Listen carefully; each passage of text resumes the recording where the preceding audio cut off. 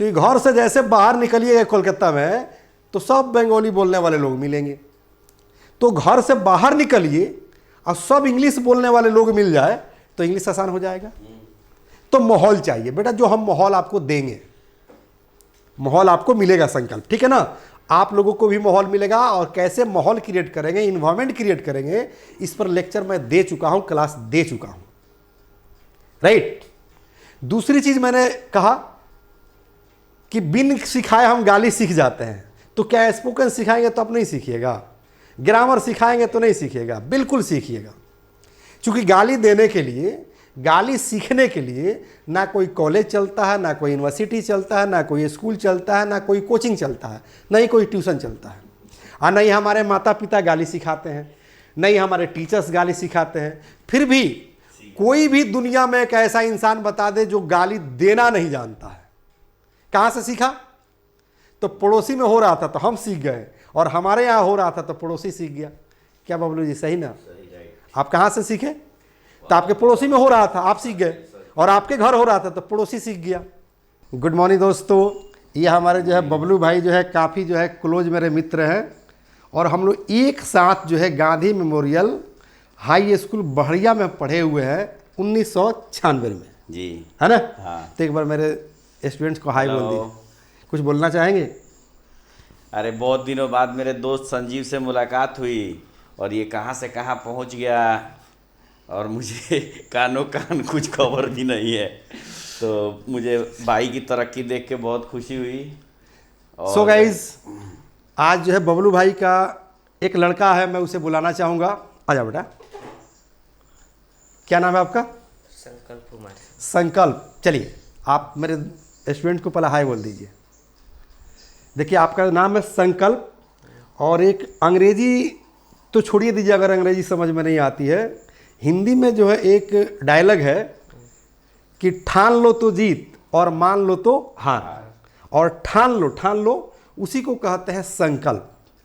तो आज संकल्प ले लीजिए, ठान लीजिए कि इंग्लिश समझ लेना है जरूर।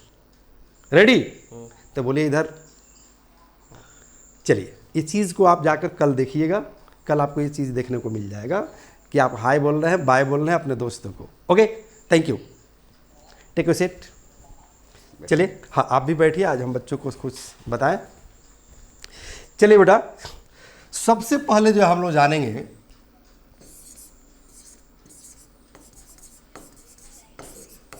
ग्रामर, है ना। सबसे पहले हम लोग जानेंगे कि ग्रामर कहते किसे हैं। क्योंकि अगर ग्रामर समझ में आ गई तो समझिए कि इंग्लिश समझ में आ गई। ओके, तो एक शब्द में जान लीजिए कि ग्रामर का हिंदी होता है व्याकरण। मेरे ख्याल से कोई दिक्कत नहीं है, क्या बबलू सर? नहीं है। हाँ, यानी कि ग्रामर का हिंदी हुआ बेटा व्याकरण। यहां तक कोई दिक्कत है? नहीं दिक्कत है।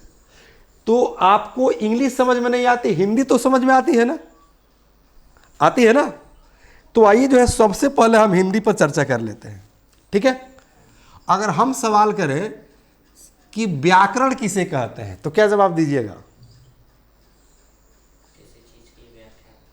नहीं, एक शब्द यहां भी जान लीजिए, शुद्ध, ठीक है।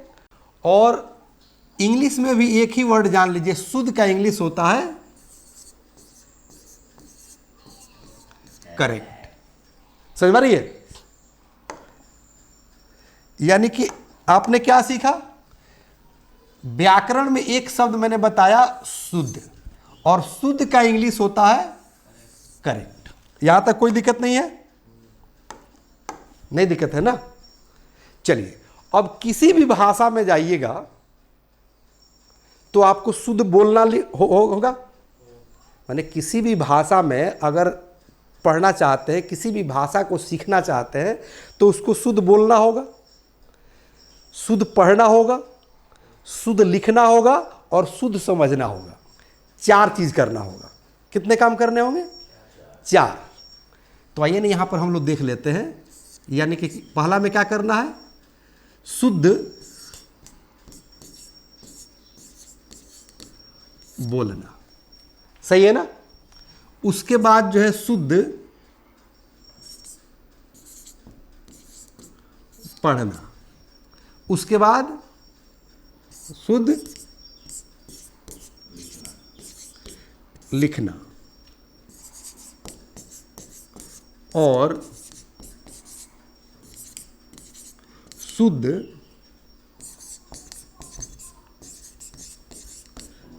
समझना ही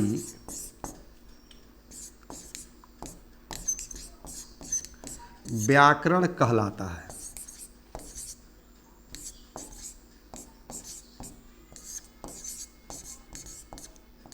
फिर एक बात समझ लीजिए बाबू, एक बार फिर विशेष ध्यान दीजिए और आप लोग भी ध्यान दीजिए।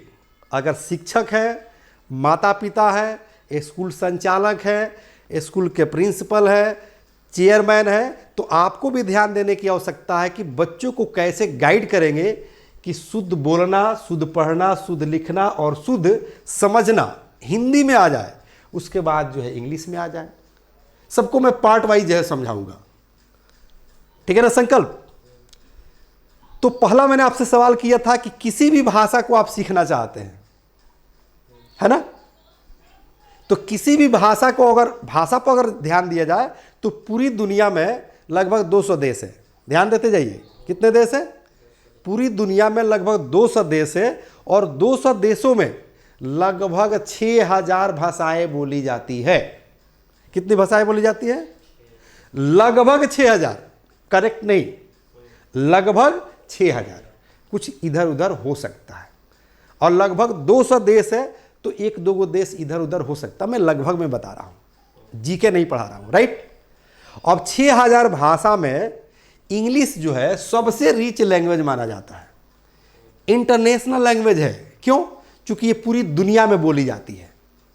और सबसे बड़ी बात है कि इंग्लिश बोलना, पढ़ना, लिखना और समझना 6000 भाषाओं में से सबसे आसान भाषा है इंग्लिश। क्योंकि इंग्लिश से आसान कोई भाषा दुनिया में है ही नहीं। वजह यही है कि इंग्लिश इंटरनेशनल लैंग्वेज है। 26 लेटर है, एबीसीडी कितने हैं? 26 लेटर्स है और 26 लेटर्स से ये लैंग्वेज बना है और ये लैंग्वेज पूरी दुनिया में बोली जाती है। जबकि हिंदी में 52 लेटर है, उर्दू में जाएगा तो 38 लेटर है, चाइना में जाएगा तो चाइनीज में 140 लेटर है। सोचिए कि चाइनीज लोग कैसे सीखते होंगे। Okay, come to the point, हम लोग बात कर रहे हैं इंग्लिश की और हिंदी से हम करेक्ट कर रहे हैं, राइट। तो मैं आप लोग को क्या बता रहा था अभी कि आपको ये शुद्ध जो है सबके साथ जुड़ा हुआ है, यानी कि शुद्ध बोलना, शुद्ध पढ़ना, शुद्ध लिखना, शुद्ध और शुद्ध समझना ही व्याकरण कहलाता है। यानी कि व्याकरण हमें हिंदी में शुद्ध बोलना सिखाता है, शुद्ध पढ़ना सिखाता है, शुद्ध लिखना सिखाता है और शुद्ध समझना सिखाता है। यानी कि जो हम बोल रहे हैं वही आप समझिए। समझ में आ रही है ना? जैसे मान लीजिए कि हमने यहां पर एक एग्जाम्पल देंगे, राइट। जैसे अगर हमें आपको यहां लिख दिए दिन, ध्यान दीजिएगा क्या लिखे हैं? दिन, राइट। एक जो है यहां लिख दिए हम दिन। ध्यान देना बेटा,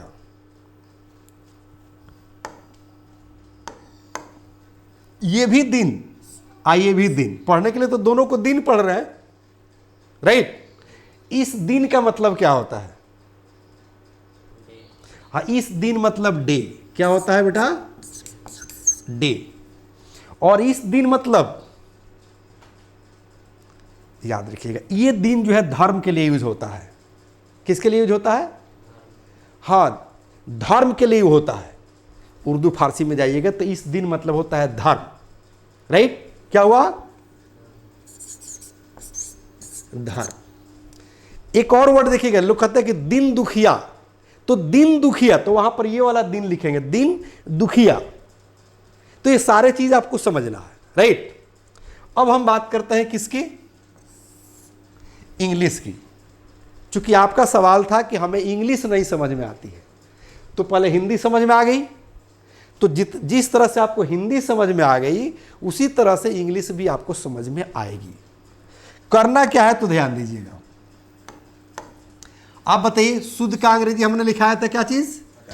करेक्ट, राइट। और बोलना का अंग्रेजी क्या होता है? स्पीक। पढ़ना का अंग्रेजी क्या होता है? रीड। और लिखना का अंग्रेजी राइट। और समझना का अंग्रेजी अंडरस्टैंड।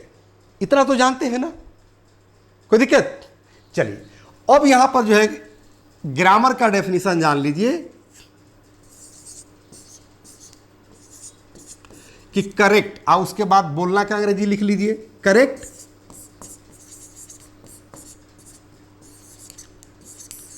स्पीकिंग। देखिए बोलना के बाद कॉमा लगाया है तो यहां भी कॉमा लगा दीजिए। उसके बाद क्या है? पढ़ना, यानी कि करेक्ट। पढ़ना का रीड होता है ना, तो उसमें आईएनजी जोड़ दीजिए, यानी कि करेक्ट स्पीकिंग, करेक्ट रीडिंग,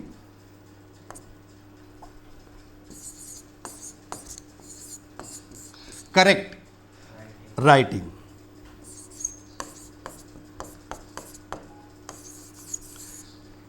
और देखिए तो यहां पर और कह रहा है ना, तो और का अंग्रेजी क्या होता है? एंड। करेक्ट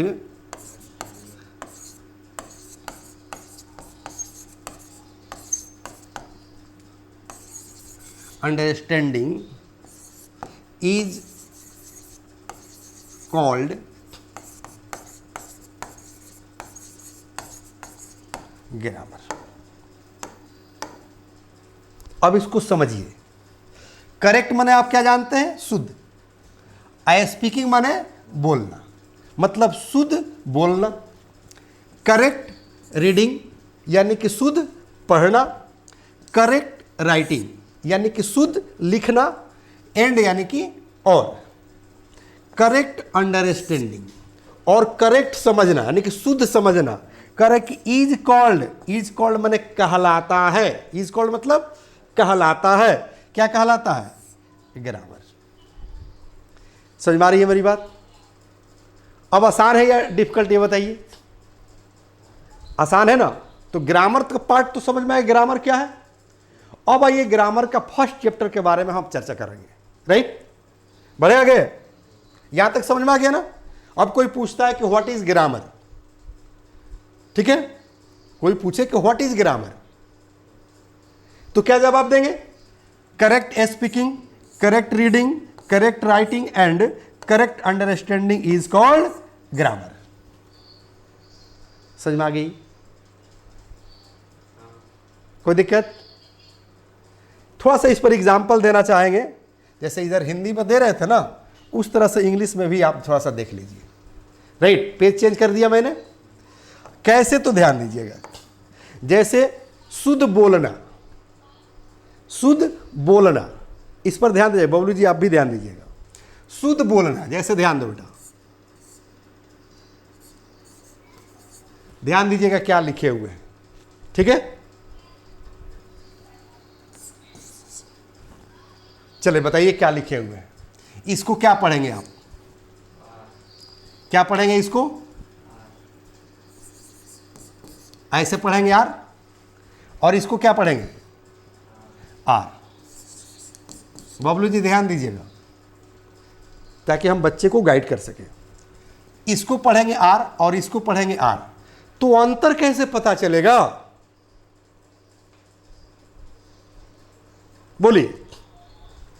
जब इसको भी आर इसको भी आर, तो अंतर पता चलेगा कि क्या पढ़ रहे हैं? नहीं। इसका मतलब क्या हुआ बेटा कि ये जो है गलत है, इसको आर नहीं पढ़ेंगे, इसको आर नहीं पढ़ेंगे, ठीक है? क्या पढ़ेंगे तो जान लीजिए। इसको पढ़ेंगे आ। क्या पढ़ेंगे? आ। तो आपके ग्रामर में देखिए तो यहां था ना कि शुद्ध पढ़ना। क्या है? शुद्ध पढ़ना। तो शुद्ध पढ़ना, राइट? शुद्ध रीडिंग। तो शुद्ध रीडिंग के लिए हमें ये चीज तो जानना पड़ेगा ना बेटा। आगे नहीं जानना पड़ेगा, जानना पड़ेगा ना।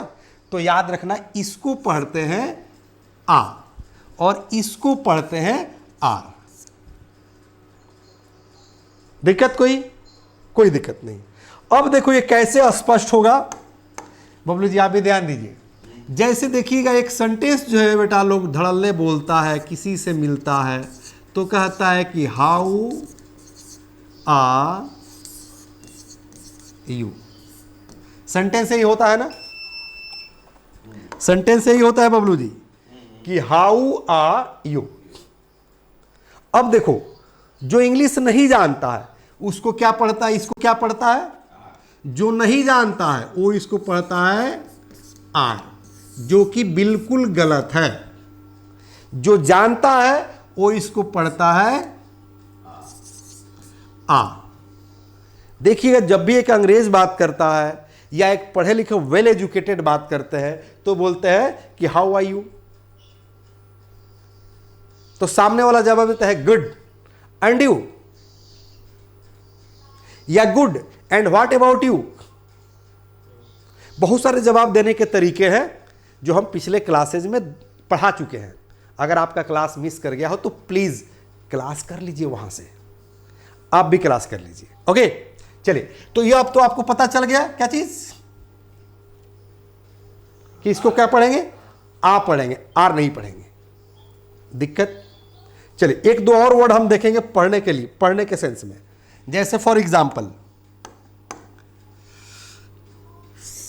यहां देखो बेटा क्या लिखा है, FATHER, क्या पढ़ेंगे, फादर। इसको क्या पढ़ेंगे,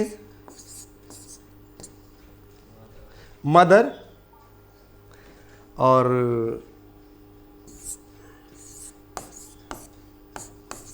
इसको क्या पढ़ेंगे, सेंटर।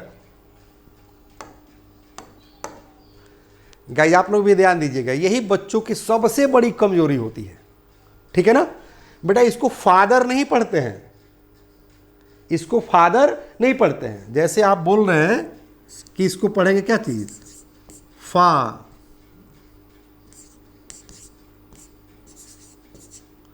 यही ना, यही कह रहे हैं। याद रखिएगा इसको ये चीज नहीं पढ़ा जाता है, ठीक है। इसको ये चीज नहीं पढ़ा जाता है। इसका नियम क्या होता है जानिए। अगर किसी वर्ड के अंत में, बबलू जी ध्यान दीजिएगा, गाइड कीजिएगा बच्चों को, और आप लोग भी गाइड कीजिएगा बच्चों को, ओके। अगर डायरेक्ट आप मेरे वीडियो देख रहे हैं, अगर डायरेक्ट स्टूडेंट है तब तो सोने पर सुहागा, ओके। चलो बेटा, किसी भी वर्ड के अंत में यानी कि शब्द के अंत में अगर आर हो और उस आर के पहले ई आया हो या उस आर के बाद ई आया हो, जैसे यहां पर देखिए आर के बाद क्या आ गया, ई आ गया, ठीक है। तो यहां पर आर का उच्चारण अ होता है। क्या होता है, अ होता है, याद रहेगा। अब यहां पर क्या पढ़ेंगे, ध्यान दीजिएगा।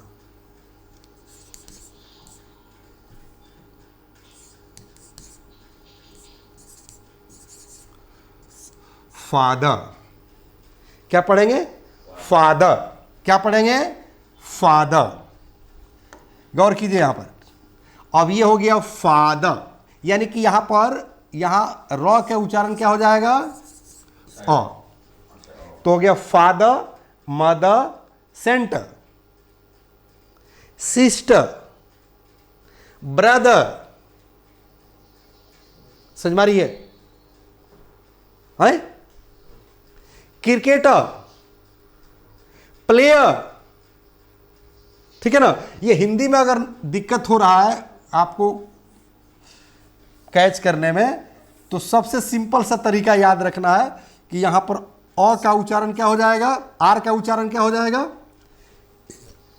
र, हाँ आर क्या हो जाएगा, अ, ठीक है। जैसे यहां ध्यान दीजिए क्या लिखे हैं, हाँ प्लेयर नहीं, प्लेयर, प्लेयर, प्लेयर। जैसे हमने लिखा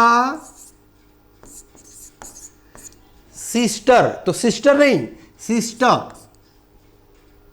समझ मारिए, तो यही हो गया शुद्ध पढ़ना। इसी को बोलिएगा कि player, centre, mother, father, that's my father. कहेंगे your father is my friend. क्या कहेंगे? Your father is my friend. समझ मारिए, है कोई दिक्कत? चलिए, तो इस तरह का अब देख रहे हैं ना, शुद्ध पढ़ना, शुद्ध बोलना क्या होता है, शुद्ध लिखना क्या होता है। अब शुद्ध लिखना क्या होता है, इस पर हम लोग अगले क्लास में चर्चा करेंगे। अब मैं थोड़ा सा आपको ऐसा चीज बताऊंगा जो आपको इंग्लिश बोलने में मदद करे, वर्ड बनाने में मदद करे। क्योंकि इंग्लिश बोलने के लिए दो चीज की आवश्यकता होती है। कितने चीज की आवश्यकता होती है? दो चीज की। कौन कौन पता है? अगर आप लोग को पता हो तो कमेंट में जरूर कीजिए, यानी कि कमेंट कीजिए कि वो कौन सा दो चीज है। वैसे मैं बता देता हूं, याद रखिएगा, दो कौन कौन सा चीज है। पहला वर्ड मीनिंग और दूसरा इन्वायरमेंट, यानी कि माहौल। क्या बबलू जी?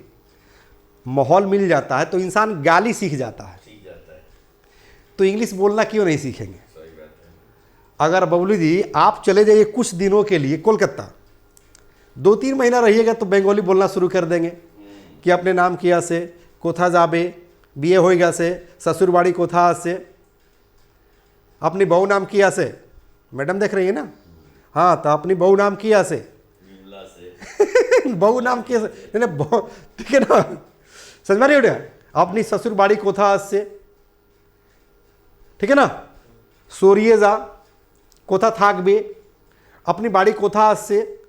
ये सारा चीज हम सीख जाएंगे अगर बंगाल में 2 से 3 महीना में रह जाए। ये कैसे हम सीखे? माहौल से। क्योंकि घर से जैसे बाहर निकलिएगा कोलकाता में तो सब बंगाली बोलने वाले लोग मिलेंगे। तो घर से बाहर निकलिए और सब इंग्लिश बोलने वाले लोग मिल जाए तो इंग्लिश आसान हो जाएगा। तो माहौल चाहिए बेटा, जो हम माहौल आपको देंगे, माहौल आपको मिलेगा, संकल्प, ठीक है ना?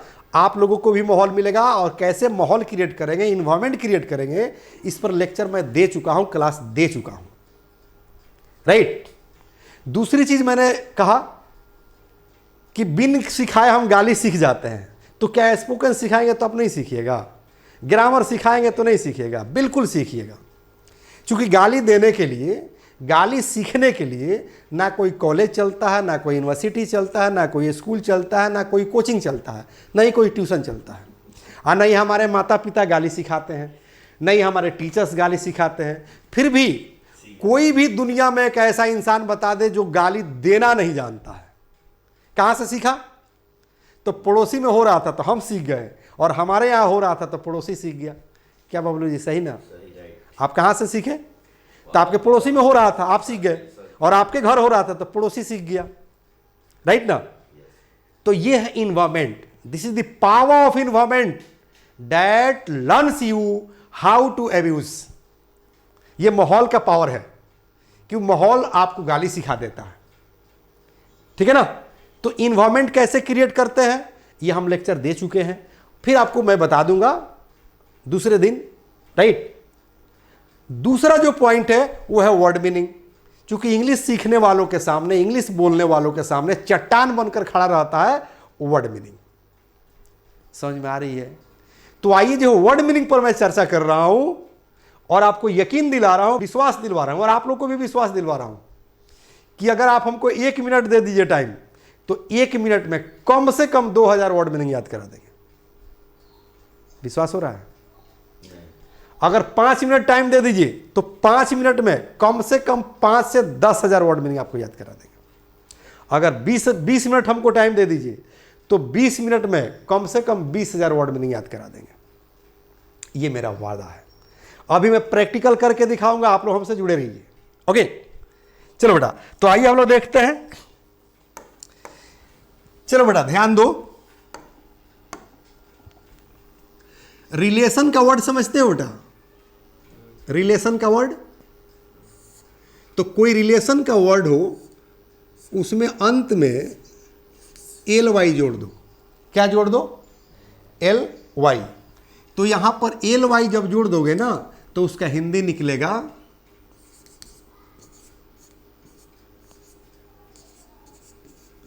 के जैसा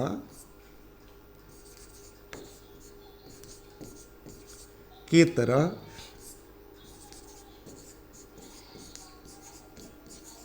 के समान, ETC। ठीक है, कितना हिंदी अर्थ निकला बाबू? अगर रिलेशन बतलाने वाले वर्ड में, रिश्ते बतलाने वाले वर्ड में आप एल वाई जोड़ देते हैं तो उसका हिंदी निकलेगा के जैसा, के तरह, के समान, ETC। यानी कि और भी हिंदी उसका निकल सकता है। अब रिलेशन बतलाने वाले कौन सा वर्ड है तो याद रखिएगा, जैसे फादर, फादर से रिश्ते का पता चल रहा है, जैसे mother, sister, brother, uncle, aunty, चल रहा है ना, ये आप पहले से जानते हैं। दूसरी मैंने चैलेंज किया था, क्योंकि अभी अभी मैंने आपको विश्वास दिलाया था कि मैं 1 मिनट में 2000 वर्ड में नहीं याद करा दूंगा। दूसरा चैलेंज जान लीजिए कि आपको लिखने की जरूरत भी नहीं है, पेन पेपर की जरूरत नहीं है, पहले से आप जानते हैं, बस उसी को हम क्या कर देंगे, डाइवर्ट कर देंगे, रास्ता मूव करा देंगे। फॉर एग्जाम्पल, आज हम लोग मोबाइल यूज करते हैं ना, बबलू जी यूज करते हैं। क्या लगता है कि 50 साल पहले भी मोबाइल का ये जमाना था? नहीं। 30 साल पहले मोबाइल यूज होता था? बिल्कुल नहीं होता था। लेकिन किसी के दिमाग में खुरफात आया और पार्ट्स को जोड़ना शुरू कर दिया, दुनिया वालों को दे दिया आज मोबाइल, सही ना? तो आज हम हेलो हाउ यू करके बात करते रहते हैं। दुनिया में कहाँ बैठे हुए हम लोग मोबाइल से देखते रहते हैं। 0 से 9 डिजिट डायल कीजिए और पूरी दुनिया से कनेक्ट हो जाइए। क्या कभी ऐसा कोई सोचा था? नहीं सोचा था, ठीक है ना? उसी तरह से ये मेरी अपनी रिसर्च है कि वर्ड मीनिंग पर कैसे कमांड कर लेंगे, ठीक है? कोई दिक्कत? तो जो आप पहले से जानते हैं, जैसे पहले से इस धरती पर था, बहुत सारा पार्ट्स था जिसको जोड़कर मोबाइल बना दिया, तो जो आपके पहले से दिमाग में है उसी में थोड़ा सा हम फेर बदल कर आएंगे और वर्ड बनवाना शुरू कर देंगे, ठीक है? ध्यान दीजिए बबलू जी एंड संकल्प। चलिए, तो मैंने क्या बताया कि रिलेशन वाले वर्ड में आप क्या कर दीजिए, एल वाई जोड़ दीजिए, तो अर्थ निकला के जैसा, के तरह, के समान। जैसे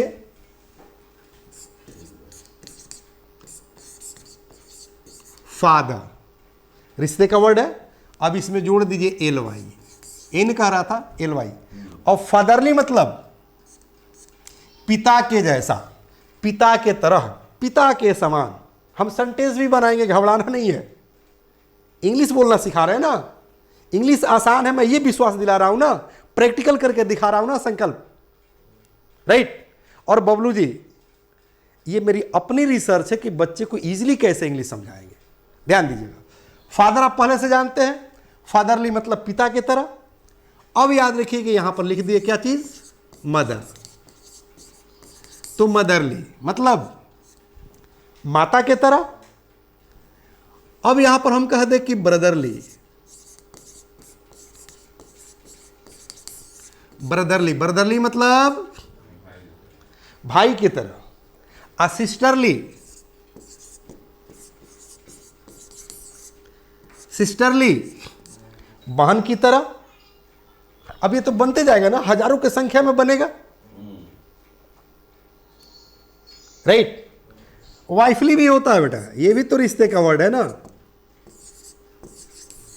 वाइफली मतलब पत्नी की तरह, लेकिन किसी को कहेंगे नहीं, ये एक तरह की गाली हो जाएगा। आप कहेंगे कि योर वाइफ इज माई वाइफली, बहुत मार मारेगा, बोलना नहीं है। अब इंटरेस्ट मिल रहा है पढ़ने में? चलिए इस पर हम सेंटेंस बनाते हैं। अब देखो, जैसे फादर है ना, तो इस पर आप सेंटेंस बना सकते हो कि यो फादर, यो फादर मतलब आपके पिता। कहेंगे यो फादर इज माई फादरली। मान ले कि अपने दोस्त से कह रहे हैं कि यो फादर इज माई फादरली, मतलब आपके पिता मेरे पिता की तरह है। क्या बबलू जी, अगर हम आपके घर जाते हैं तो कहेंगे ना कि your father is my fatherly and my father is your fatherly, और मेरे पिता आपके पिता की तरह है। अब आसान दिख रहा है इंग्लिश। चलिए अब देखो, करा कि मदरली, तो हम ये भी तो कह सकते हैं ना बेटा कि your mother is my motherly, मतलब आपकी माता मेरी माता की तरह है, बोलेंगे ना। और भी बहुत सारे सेंटेंस बताऊंगा, घबराना नहीं, अभी सिर्फ एक एक सेंटेंस बता रहा हूं ताकि इस वर्ड को मैं समझा सकूं। ओके चलिए, तो ब्रदरली मतलब जैसे हम ऐसे भी तो कह सकते हैं कि your brother is my brotherly, कहेंगे ना, ऐसे कहेंगे ना जी, your brother is my brotherly, मतलब आपका भाई मेरे भाई की तरह है। अब देखो सिस्टरली, तो कहेंगे ना, मान ली क्या आप दोस्त के पास गए हैं या दोस्त के घर गए हैं, उसके बर्थडे पर गए हैं, किसी पार्टी फंक्शन में उसके घर गए हैं, तो थोड़ा सा अपना ज़्यादा क्या करने के लिए, नज़दीकी दिखाने के लिए दोस्त से कहते हैं ना कि your father is my fatherly, your mother is my motherly, your sister is my sisterly, कहेंगे ना, your sister is my sisterly, यानी कि आपकी बहन मेरी बहन की तरह है। लेकिन गलती से भी मत कहना किसी दोस्त को कि योर वाइफ इज माई वाइफली, ठीक है ना, इतना मार मारेगा जिसका कोई हिसाब नहीं। क्या बबलू जी, सही ना? अब किसी घर दोस्त के घर जाइए, कहे कि यार योर वाइफ इज माई वाइफली, तो ये एक तरह का गाली हो गया, राइट। हाँ, कह सकते हैं कि your wife is my motherly, आपकी पत्नी मेरी मां की तरह है, समझ में आ रही है? या कह सकते हैं कि your wife is my sisterly in law, sister in law मन होता है भाभी, तो आपकी पत्नी मेरी भाभी की तरह है, राइट, समझ में आ रही है? चलिए, तो हम जो है ऐसे हंसी मजाक में चल सकता है, अगर दोस्त है एक दूसरे से हंसी मजाक करते हैं तो कह सकते हैं कि योर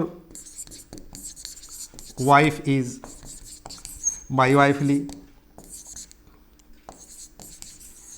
क्या योर वाइफ इज माई वाइफली, ऐसे नहीं कहना, मजाक में चलेगा। सीरियस अगर बोलिएगा तो ये गाली हो जाएगा, बहुत मार मिलेगी, बहुत पिटाई मिलेगी। आप लोग भी जान लीजिए, सीरियस किसी को नहीं कहना है, मजाक में तो सब कुछ चलता है, राइट। क्योंकि कहा गया है कि दोस्ती में सब चलता है यार। अब बबलू जी बताइए, इंग्लिश आसान है या डिफिकल्ट? ये तो हम एक एक सेंटेंस बताएं, पहले वर्ड मीनिंग बताएं। अब बताइए कि इस रूल को बताने में कोई मिनट लगेगा। जैसे हमने कहा किसी भी रिलेशन बतलाने वाले शब्द में एल वाई लगाओ और एक नया शब्द बनाओ। जैसे fatherly, fatherly, motherly, brotherly, sisterly, wifely, आसान है ना? एक मिनट भी नहीं लगा, कंसेप्ट समझ में आ गया।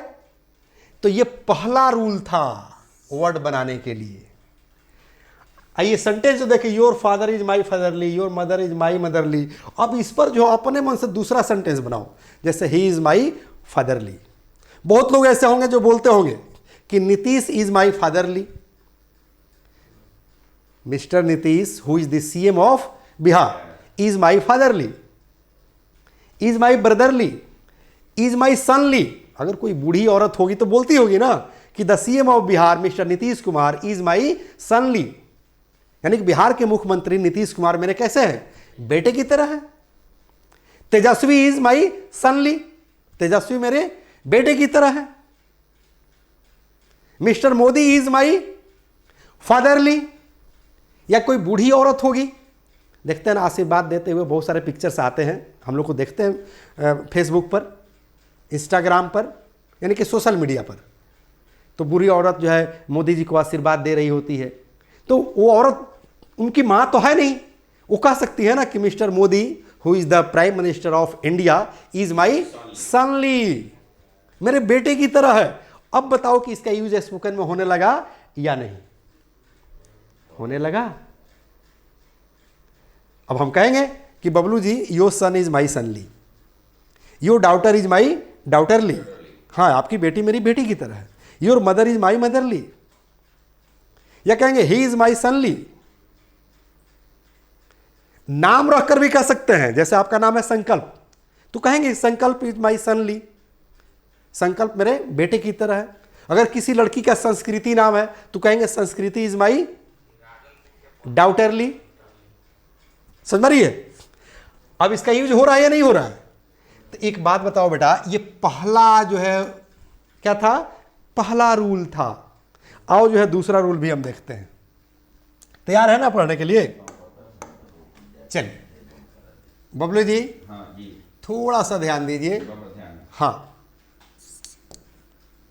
बाकी बातें तो बाद में होती रहेगी। चलिए देखिए बेटा, देखिए जैसे यहां पर पहला रूल में हम लोग सीखे, उसी तरह से दूसरा रूल सीख लो। यहां देखो बेटा,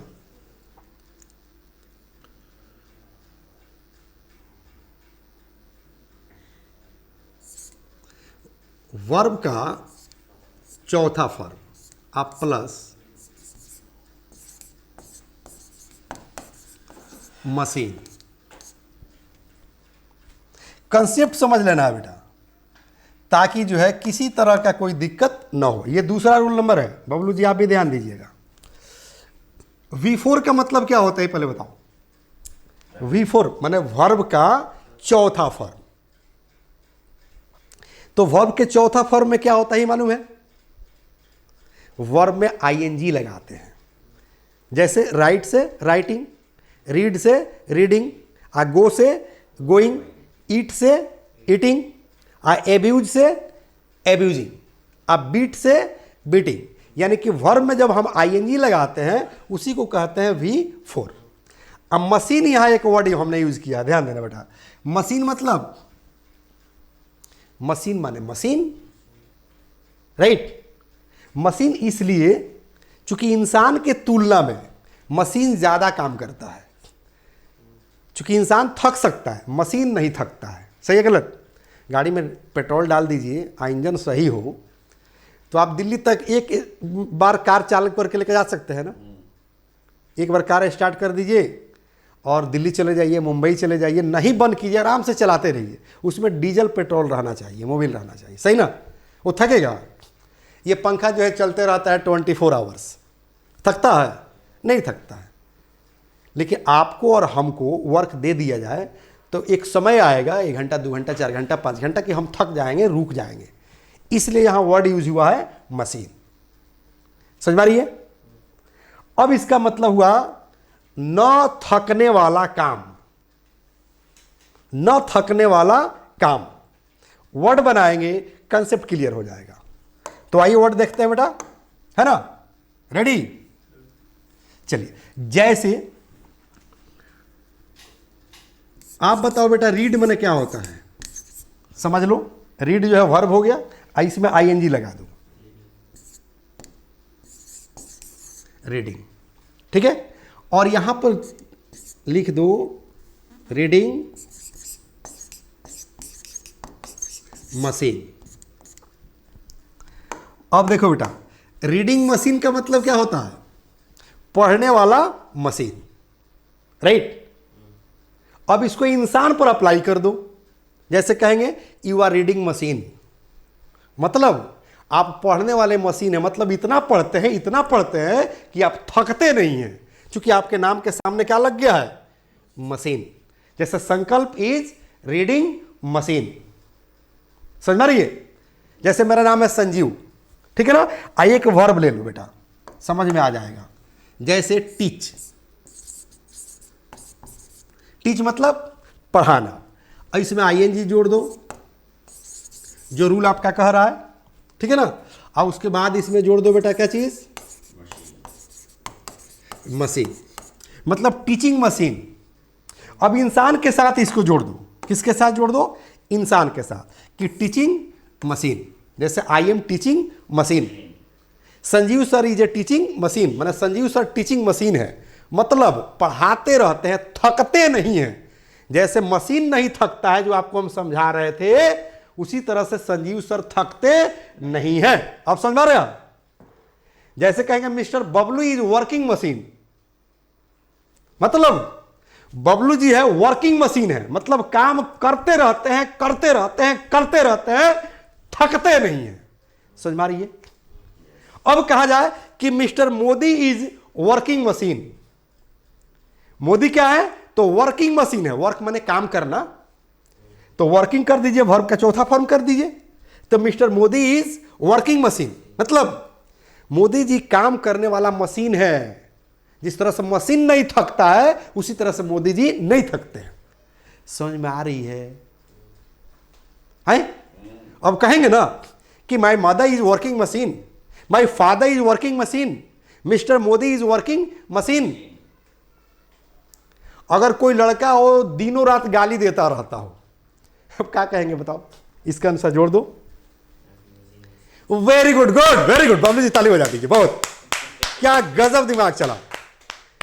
एब्यूजिंग मशीन मतलब माने वो वैसा लड़का जो 24 आवर्स गाली देता हो, थकता ही नहीं हो। तो कोई ऐसा है आपके सर्किल में जो गाली देता हो, बकता हो? नहीं है, चलिए अच्छी बात है। लेकिन नाम रखकर तो बोल सकते हैं कि Rakesh is abusing machine, Munna is abusing machine, Aftab is abusing machine, Shaukat is abusing machine, बोल सकते हैं ना। अब बताओ कि वर्ड बन रहा है कि नहीं बन रहा है? ईटिंग मशीन, अब कोई इतना खाना खाता हो तो वो थकता ही नहीं हो, तो क्या कहेंगे? खूब खाता हो, जब खाना देखे तब लोड कर ले। अभी खाया है, 10 मिनट के बाद फिर खाना देखे फिर लोड करेंगे, बाप रे बाप। हाँ, ईटिंग मशीन हो गया। देखो तो, eating machine, reading machine, writing machine, teaching machine. समझ में रही है? इंसल्टिंग मशीन, मान ली कोई घूम घूम कर लोगों की बेइज्जती करता रहता हो, तो क्या कहेंगे उसको? Insulting machine. मेरे ख्याल से सबको समझ में आ रहा होगा कि मेरा कंसेप्ट क्या है वर्ड सिखाने का। तो बेटा ये दूसरा रहा, अब बन जाएगा इस पर ना। अब एक बात बताओ, ये दो नियम आपने सीखा, एलवाई लगाना और मशीन। हम कहें कि अब वर्ड बनाइए, तो जितना भी वर्ब है, वर्ब देख रहे हैं ना, आना जाना, वर्ब क्या है? तो वर्ब का पहचान भी जान लीजिए। जब हिंदी शब्द के अंत में, बबलू जी ध्यान दीजिएगा, जब हिंदी शब्द के अंत में ना लगा रहे तो समझिएगा कि वो वर्ब है। जैसे आना जाना, खाना पीना, उठना बैठना, रोना धोना, गाना बजाना, मारा पीटना, ये सब क्या है? वर्ब है। बस उसके सामने मशीन लगा दीजिए और उस वर्ब में आईएनजी लगा दीजिए। तो अगर 1000 वर्ड मीनिंग अगर आपको याद होगा, 1000 वर्ब याद होगा, तो 1000 वर्ब के साथ मशीन लगा दीजिए, 1000 वर्ड बन गया। 1000 रिलेशन बतलाने वाला अगर वर्ड है तो उसमें एलवाई लगा दीजिए, 1000 वर्ड बन गया। इसीलिए मैं कह रहा था कि 1 मिनट में 1000, 1 मिनट में 2000। अब आपके कैपेसिटी पर निर्भर करता है कि कितना वर्ड पहले से आप जानते हैं। राइट और रॉन्ग? अब बनेगा ना। तो ये तीसरा नियम था। आगे बढ़े, चलिए। मजा आ रहा है ना पढ़ने में? मजा आ रहा है ना पढ़ने में? चलिए, तो चौथा नियम आप जान लो बेटा, यानी कि तीसरा नियम। ठीक है ना बेटा? तीसरा में याद रखना,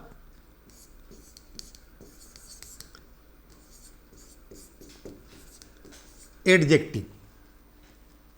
ठीक है ना बेटा? क्या चीज? एडजेक्टिव। और इसमें आपको जोड़ देना है 1। ध्यान दीजिए, आप लोग भी विशेष ध्यान दीजिए। आज वर्ड का प्रॉब्लम हमको खत्म ही कर देना है। ठीक है बबलू जी? ध्यान दीजिए। एडजेक्टिव तो आपको समझ में आता होगा बेटा, जो नाउन या प्रनाउन के अच्छाई या बुराई को दर्शाता हो, बतलाता हो, उसे क्या कहते हैं? एडजेक्टिव कहते हैं। जो नाउन के अच्छाई और बुराई को दर्शाता हो, बतलाता हो, उसे क्या कहते हैं? एडजेक्टिव कहते हैं। और 1 तो आपको पता होगा पहले से, 1 माने होता है एक, मैथ वाली भाषा है। लेकिन जब एडजेक्टिव में 1 लगा दीजिएगा तो यहां पर वन का हिंदी क्या निकलेगा जान लीजिए, निकलेगा वाला, वाली, वाले, के तरह, के जैसा, के समान, etc। ठीक है, फिर से एक बार समझ लीजिए, जब एडजेक्टिव में आप वन जोड़ दीजिएगा तो उसका हिंदी निकलेगा वाला, वाली, वाले, के तरह, के जैसा, के समान। ठीक है, जैसे, जैसे ध्यान दीजिए, रेड, रेड माने होता है लाल। जैसे मान ले कि ये कलम हो गया तो कहेंगे ना कलम कैसा है, तो लाल है, पीला है, काला है, तो ये सब क्या हो गया, एडजेक्टिव हो गया। तो लाल क्या हो गया, एडजेक्टिव है, और इस लाल में आप क्या जोड़ दो बेटा, वन जोड़ दो। बबलू दीजिए, ध्यान दीजिएगा, काफ़ी एकदम क्रीम समझ लीजिए कि ये रूल है। आपको भी इंटरेस्ट जग जाएगा आज पढ़ने में 30 साल के बाद। ठीक है, देख रहे हैं ना, तो रेड वन, तो वेरी गुड, वाह गुड, क्या हो गया, लाल वाला, क्या हो गया, लाल वाला, क्या हो गया बेटा, हाँ, लाल वाला हुआ। अब यहीं पर अगर हम कह दें बेटा कि ब्लैक वन मतलब काला वाला, और हम कह दें बेटा कि येलो वन,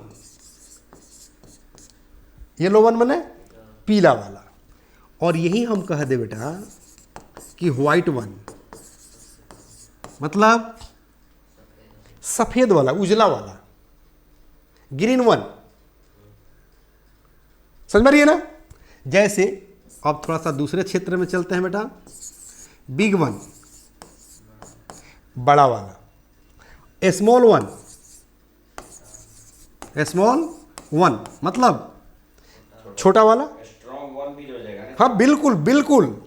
अब एक बात नहीं बेटा, न्यू वन,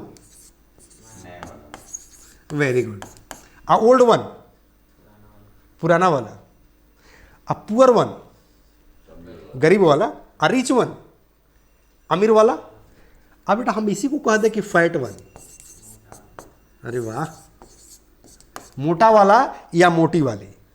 अब ब्लैक वन माने काला वाला या काली वाली। अगर लड़की को कहना होगा तब क्या कहिएगा, काली वाली कहिएगा ना, राइट। चलिए, तो फैट वन माने मोटा वाला या मोटी वाली। अब थिन वन, थिन वन मतलब पतला वाला या पतली वाली।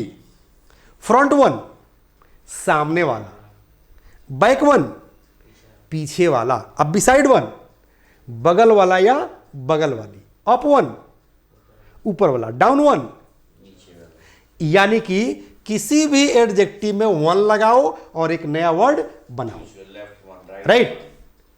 अब हम समझा रहे थे तब ना टाइम लग रहा था ना, तो 1 मिनट नहीं, ये अधिक से अधिक 30 मिनट का 30 सेकंड काफी है। अधिक से अधिक 30 सेकंड काफी है कि किसी भी एडजेक्टिव में वन लगाओ, उसका हिंदी निकलेगा वाला, वाली, वाले, के तरह, के जैसा, के समान।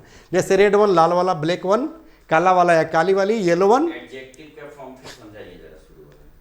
एडजेक्टिव देखो बेटा, एडजेक्टिव किसे कहते हैं, जो नाउन के अच्छाई और बुराई को बतलाता है उसे हम एडजेक्टिव कहते हैं। और सिर्फ नाउन नहीं, नाउन और प्रोनाउन के। एडजेक्टिव किसे कहते हैं, जो नाउन या प्रोनाउन के अच्छाई या बुराई के बारे में बतलाता है उसे हम क्या कहते हैं, एडजेक्टिव कहते हैं। क्लियर। और उसी में जो वन लगाते जाइए, एक नया वर्ड बनाते जाइए। जैसे big one, small one, new one, old one, fat one, thin one. समझ में आ रही है, कोई दिक्कत। यानी कि एडजेक्टिव में वन लगाओ, एक नया वर्ड बनाओ और मस्त इंग्लिश बोलो। अब सवाल उठता है कि इसका यूज हम कहाँ करेंगे बेटा, इसका यूज हम कहाँ करेंगे स्पोकन के दुनिया में, स्पोकन के क्षेत्र में। ठीक है, तो एक चीज याद रखना है बेटा, एक और वर्ड याद रख लेना है। क्या चीज याद रख लेना है, एक और वर्ड याद रख लेना है। जैसे सो, सो का मतलब होता है बेटा दिखाना। क्या होता है? सो मतलब दिखाना।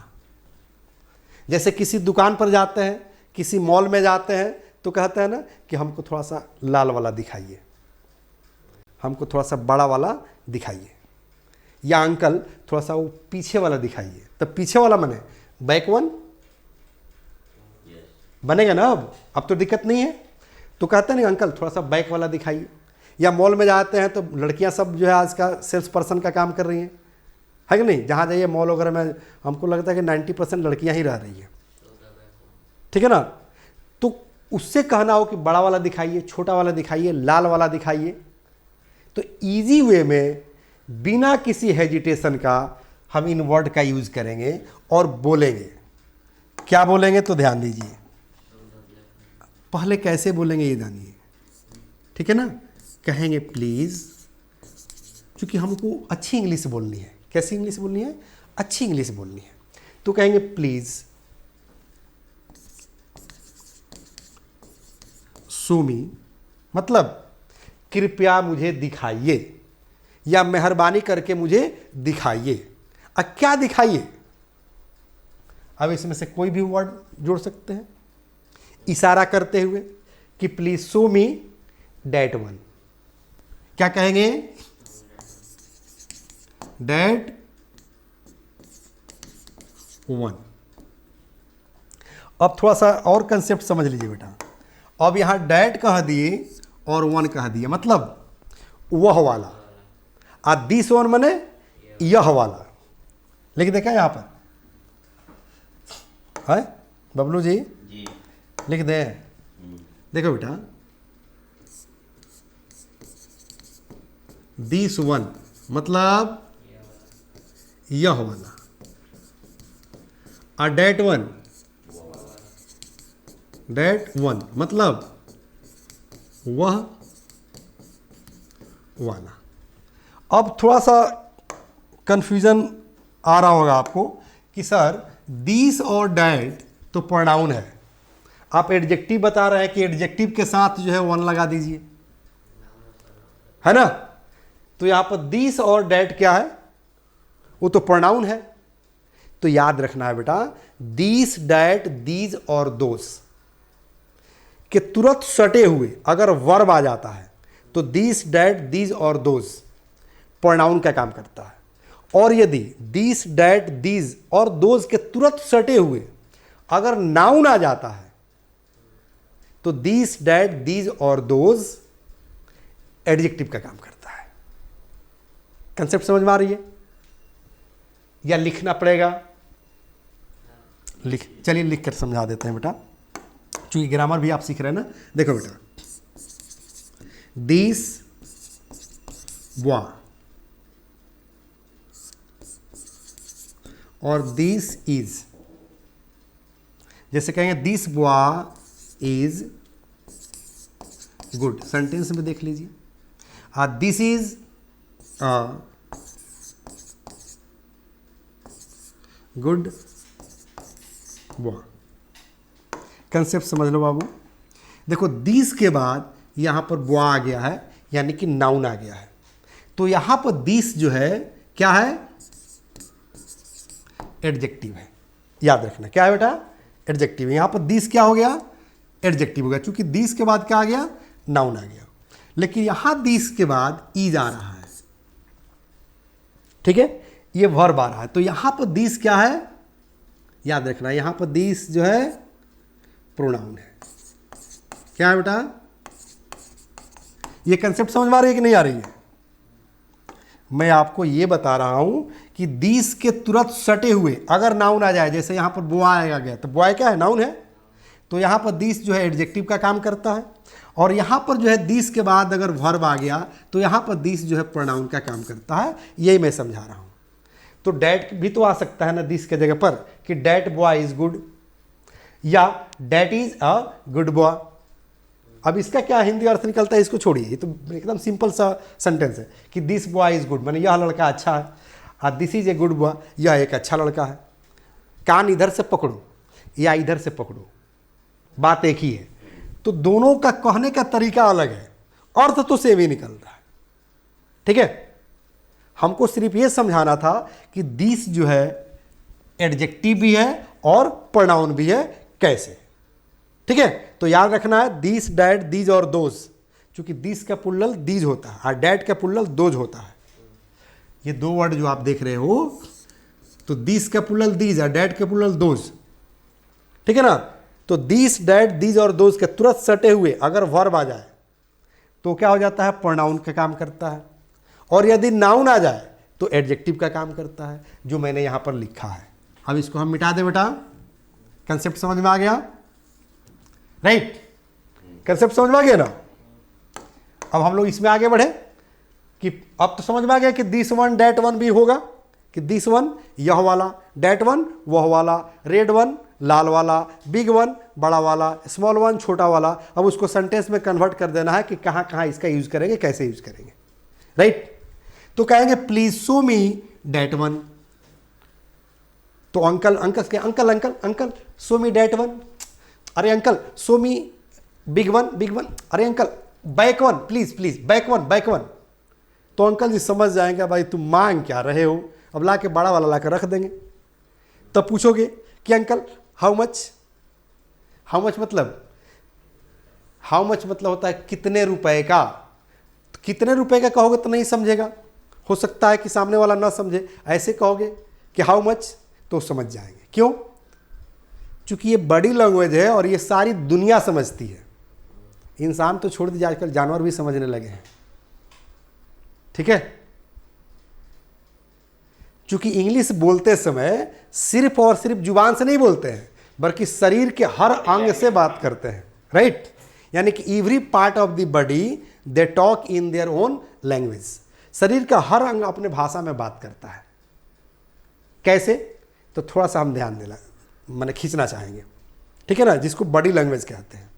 यानी कि अपनी बात सामने वाले तक पहुंचाने के लिए कि तो लिख कर दे सकते हैं, बोल कर बता सकते हैं, और नहीं तो इशारा से बता सकते हैं, उसे हम बॉडी लैंग्वेज कहते हैं।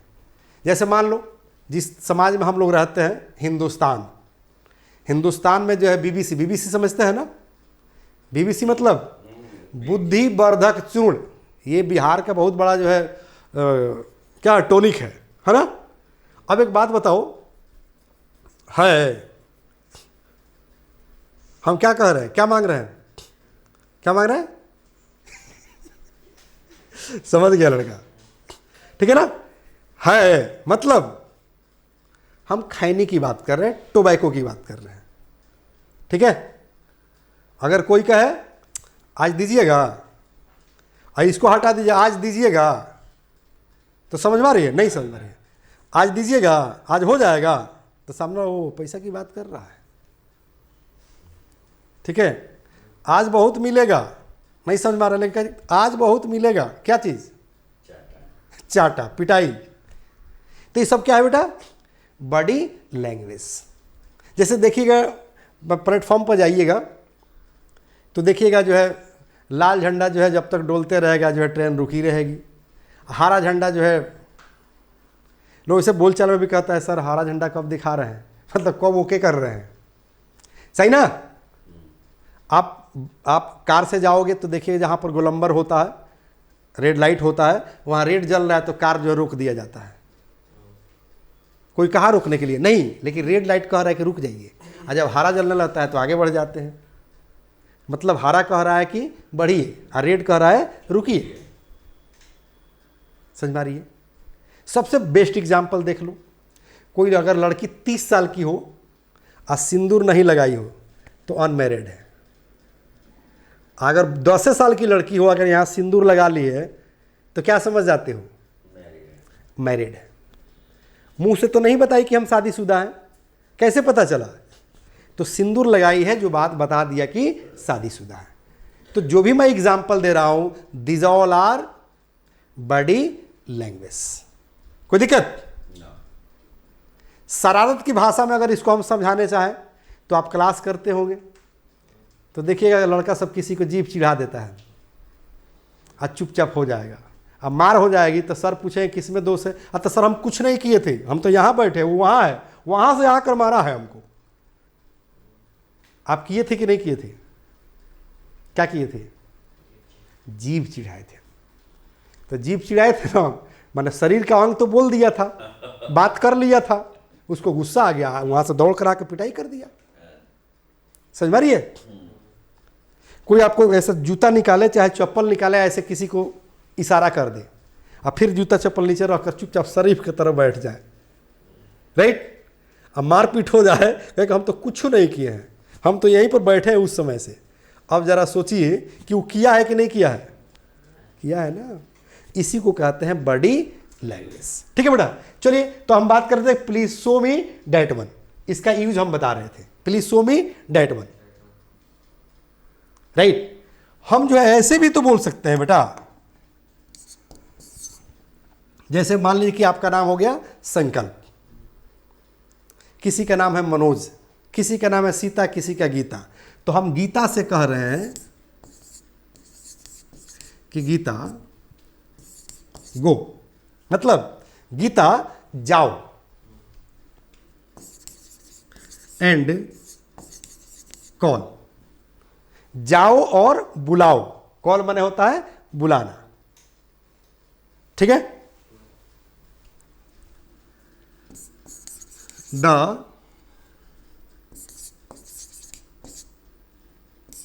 Black one. देखो बेटा कंसेप्ट समझो, हम सीता से कह रहे कि सीता गो एंड कॉल, जाओ और बुलाओ किसको? द ब्लैक वन, मतलब जाओ उस काली वाली को बुलाओ, चाहे उस काले वाले को बुलाओ। जैसे आपसे कहता है ना आगे संकल्प थोड़ा जाओ तो वो मोटे वाले को बुलाओ, तो संकल्प जाओ थोड़ा सा वो लंबी वाली को बुला कर लेकर आओ, तो ऐसे हिंदी में बोलते हो ना, जाओ थोड़ा सा वो मोटका को बुला कर लाओ, भोजपुरी में बोलते होंगे, चाहे जाओ वो मोटुआ को लेकर आओ बुलाकर। तो इसको हिंदी में कैसे बोलिएगा? संकल्प जाओ वो मोटे वाले को लेकर आओ। इंग्लिश में कैसे बोलेंगे कि संकल्प, अब यहाँ पर हम संकल्प कह रहे हैं, क्या कह रहे हैं? संकल्प go and call the fat one, black one की जगह पर फैट वन, जाओ मोटे वाले को लेकर आओ, बुलाओ बुलाओ बुलाओ। समझ में आ रही है? आसान है। तो इन शब्द को यूज करना बिल्कुल आसान है।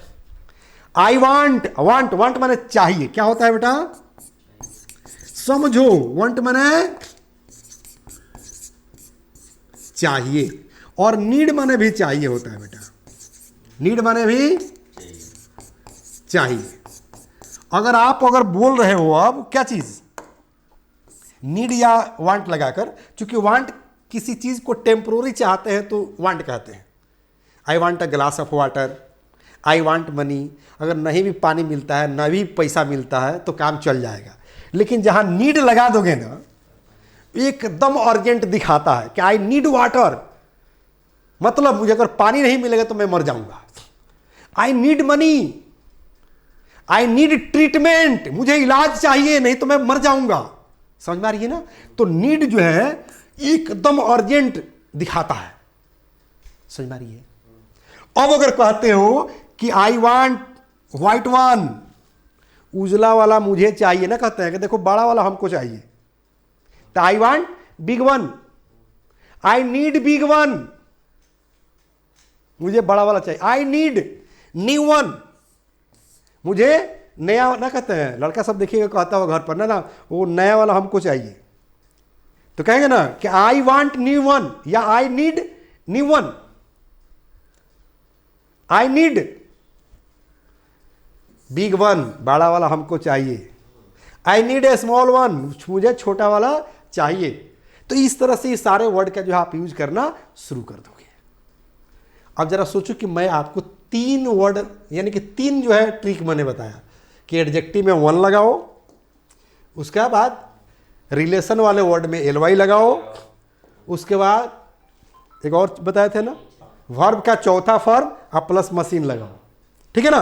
अब जरा सोचो कि 3 रूल में आपको जो है लग रहा होगा कि इंग्लिश आसान है ना? अब इस तरह का अगर हम 50 गो रूल अगर आपको हम बता दें तो वर्ड मीनिंग पर कमांड हो जाएगा कि नहीं? जो ये नियम मैंने बताया ये 3 है। अगर हम इस तरह का 50 बता दें तो आपको वर्ड मीनिंग मुफ्त में मिल जाएगा, फ्री में मिल जाएगा, सही ना। ग्रामर आपको पता चल गया कि आसान है, इजी है, ठीक है। अब मैं अपने दोस्तों को बता दूं, अपने विद्यार्थियों को बता दूं कि मैं मिलूंगा कहाँ, क्योंकि नए भी बच्चे बहुत सारे जुड़ जाते हैं तुरंत, तो वो उन बच्चों को मैं मिलूंगा कहाँ। तो मैं अपना परिचय देना चाहूँगा। मेरा नाम है संजीव शिवानी। प्रोफेशनली मैं लेखक हूँ, यानी कि राइटर हूँ, और वो भी किस चीज़ का, इंग्लिश स्पोकन पुस्तकों का, इंग्लिश ट्रांसलेशन पुस्तकों का, इंग्लिश ग्रामर पुस्तकों का। जैसे अभी मार्केट में मेरी जो है ये किट लॉन्च की है, आप भी ध्यान दीजिएगा बबलू जी, ठीक है। ये अभी मार्केट में लॉन्च की है, धारा प्रवाह अंग्रेजी बोलना सीखे, ABBC spoken plus grammar kit, 5 books 0 to hero, पुस्तकें नहीं अंग्रेजी सिखाने का जादू है, ऑर्डर राइट नाउ और कॉन्टैक्ट नंबर इस पर लिखा है ना। नीचे लिंक में नंबर दिया गया है, उस पर कॉल कीजिएगा। ऑटोमेटिक आपके घर तक होम डिलीवरी दे दी जाएगी इस किट की। मार्केट में खरीदते हैं तो एक किताब 300 रुपये की है, 5 किताब है 1500 रुपया हुआ। अगर लिंक पर नंबर जो दिया गया है उस पर कॉल करते हैं तो ये 5 किताब मात्र 499 रुपये में मिलती है। यहाँ दिया गया है, देखिए ना, 1500 काट कर 499 लिख दिया गया होगा। तो नीचे जो लिंक में नंबर दिया गया है उस पर कॉल करें पुस्तकों के लिए। और यही नहीं, और भी बहुत सारे पुस्तकें मैं लिखा हूँ, ये देख रहे हैं ना, ये सारी की सारी पुस्तकें जो है मेरी लिखी हुई है, अलग अलग पुस्तकें हैं। यहाँ तक कि अखबार पढ़ने के लिए भी मैं पुस्तक लिखा हूँ स्पेशल। देखिए ये देख रहे हैं ना, ABBC स्पोकन इंग्लिश, देख रहे हैं ना, 0 to हीरो वॉल्यूम 5, पुस्तक नहीं अंग्रेजी सिखाने का जादू है, न्यूज़ हेडलाइंस और न्यूज़ वर्ड्स। इसमें मात्र 12 से 13 रूल दिया हूँ। अगर 12 से 13 रूल पढ़ लेते हैं तो अंग्रेजी का अखबार पढ़कर आसानी से समझ सकते हैं, देख सकते हैं, ओके। और यही नहीं, ये भी बहुत सारे पुस्तकें जो है मेरी लिखी हुई है, लगभग 15-16 किताबें जो है मार्केट में ऑल ओवर इंडिया चलती है, जो मैंने लिखा है इंग्लिश स्पोकन, इंग्लिश ट्रांसलेशन और इंग्लिश ग्रामर पर। तो मार्केट में सर्च कीजिए, आपको मिल जाएगी। उसके बाद मैं ऑनलाइन कहाँ मिलूंगा, आइए वो भी बता देता हूँ। मैं ऑनलाइन आपको मिलूंगा English plus by Sanjeev Shivani, यानी कि ये मेरे ऐप का नाम है।